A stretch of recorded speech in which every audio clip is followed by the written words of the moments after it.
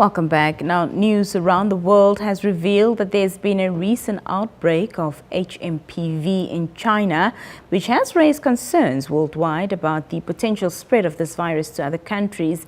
Given Namibia's commitment to safeguarding public health and maintaining a high level of preparedness for emerging infectious diseases, we discuss how the Ministry of Health is monitoring and responding to the situation.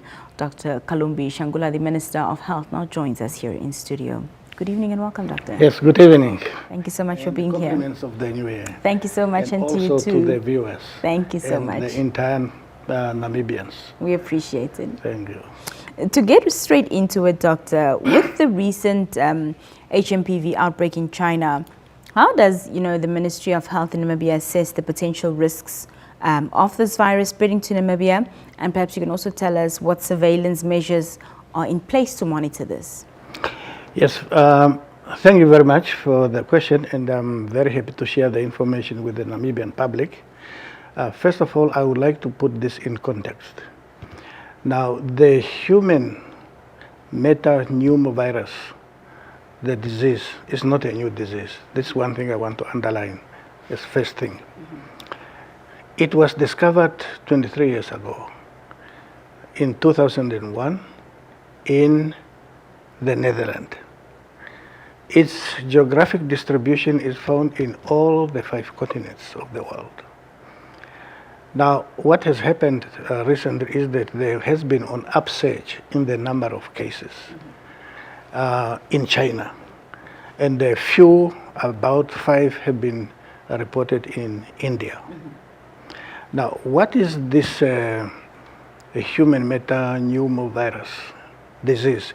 It's actually a flu-like disease with cough, sneezing, sore throat, etc. And it's caused by a virus, which is called the Human Metapneumovirus. So it has got a wide geographic distribution, as I said, that all the continent. Now, how does it spread from one person to another person?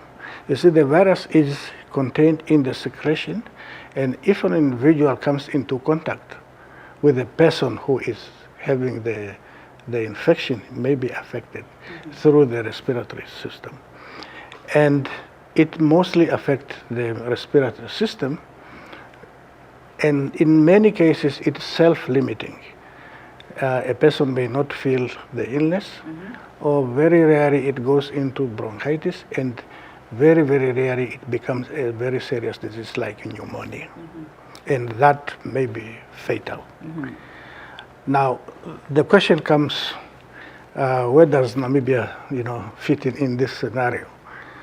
We have not recorded any case of human metapneumovirus ever. But we have always been following events around the world. And we have a surveillance system in place, which is quite sensitive, which is quite effective. We are able to detect any new infection which comes into the country. And therefore, what I want to assure the public is that at the present moment, there is no cause for concern. In the event that a case is recorded in Namibia, we already have protocols how to manage them, how to deal with them. So I just want to assure the public that at the present moment, there is no cause for concern.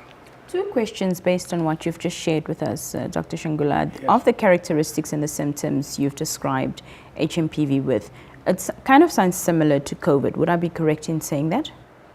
Well, many viruses, they mimic COVID or flu or whatever. As I have explained that, the symptoms affect the respiratory tract, like COVID as well. And as I have said, that sometimes you get sick, sometimes you don't get sick. And when you get sick, it can be a bronchitis or it can be pneumonia. But there is no treatment for any virus. But the most important thing is prevention. And prevention is basically maintain personal hygiene. When wherever you go, the elementary things to wash your hand, and if we are in a crowded area, you know how to prevent yourself. These are the same measures we have been teaching the public during COVID-19, and they have proved to be successful. Yes. Do you think that there's cause, I know you've said Namibians shouldn't worry, but generally, I mean, this is how COVID started out. I think that's why people are panicking. We're seeing sort of similar patterns. You know, the virus started in China, in Wuhan, when it was COVID, and we're seeing a large amount of reported cases in terms of people being infected with this HMPV virus. So much so that, you know, international news outlets are saying that the Chinese health system is struggling to keep up with the amount of people that they're admitting with this virus. What are your thoughts on this? Yeah, the most important thing is to avoid profiling. As I said, the disease was first detected not in China, but in the Netherlands. So that's its origin. Now, this time, you must understand that this virus is associated with cold weather. So the whole northern hemisphere is now experiencing very cold weather. And we expect, just like here in Namibia when it's winter, you expect to have people with flus, and it is more or less the same. Yeah, but as I said, well, this is different from COVID. COVID is a very formidable infection. We have experienced that, we have seen it, and we have gone through that experience. We know how we handle it. And I can assure you that should we again experience such on a massive scale, and as I said that this cannot be compared with COVID, although it is caused by a virus, although it spread more or less the same way, but in terms of intensity, it's not like COVID-19. You also did touch on the fact that, you know, the Ministry of Health, we have our surveillance measures in place to detect new viruses. Can you explain to us how these mechanisms work, how the surveillance system for new viruses would work? Well, we do have systems in place. It was not only developed during COVID-19, it has been in existence. I can give you an example that one time we had an outbreak, one case of Crimea Congo hemorrhagic fever. It was immediately detected, it was isolated, and all the necessary protocols were followed. And it remained the only case. It never spread to spread in another case. So that is how effective it is. And once a detection has been made and a confirmation has been made, then the necessary measures are put in place. So at this point, we don't need to prepare for any possible cases of HMPV?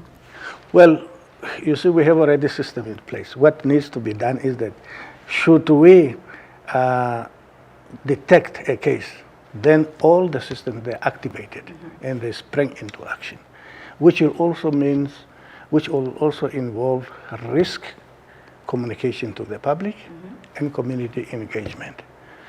We have this experience. Anything which come up which of public interest, we inform the public accordingly. Yeah. Dr. Shangula, on that note, any final remarks you'd like to leave us with on this topic? Yes. My final remark is that, you know, the health threat we are facing now is malaria. Yes. So that's the biggest threat we are facing now. And I would like our effort and our focus to be on prevention of malaria. And I want to implore the community living in the malarious areas to listen to our messages so that they can protect themselves from contracting malaria. Malaria is a very serious disease. What's the status quo on the disease currently? Because I think the last time we spoke, the figures were at about 9 people that were infected or 9 deaths. I'm not quite clear on it now, but perhaps you can share what the latest is concerning. I can say that malaria currently, it is spreading in most of the health districts, about 10 of them. And there are also cases coming across the border from Angola. Right. Especially that northern belt is really at risk of malaria. And I would like to call on the public to be aware of that and to take the necessary measures to protect themselves. There are things which the ministry can do. There are things which only the individual can do. Dr. Shangula, on that note, we appreciate your time this evening. Thank you so much for being with us. Thank you very much. It's always my pleasure. When we come back after this brief break, our conversations here on the Daily Roundup continues. To stay with us.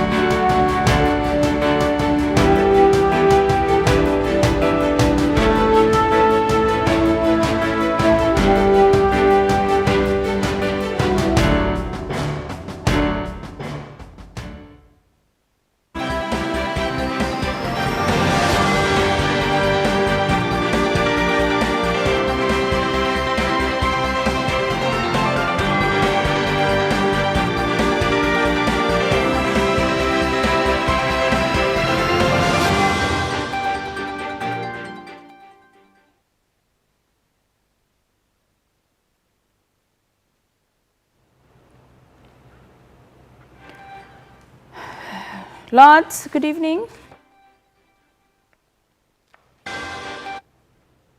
Good evening, Nina. How are you? Lords, can you hear me clearly? I can hear you clearly. Can you hear me?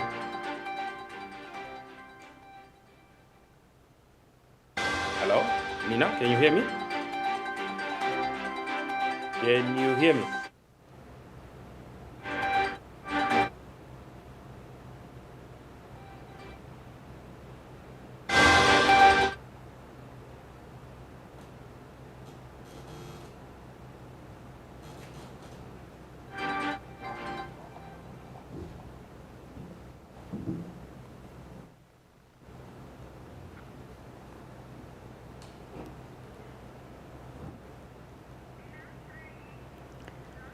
Lords, can you hear me?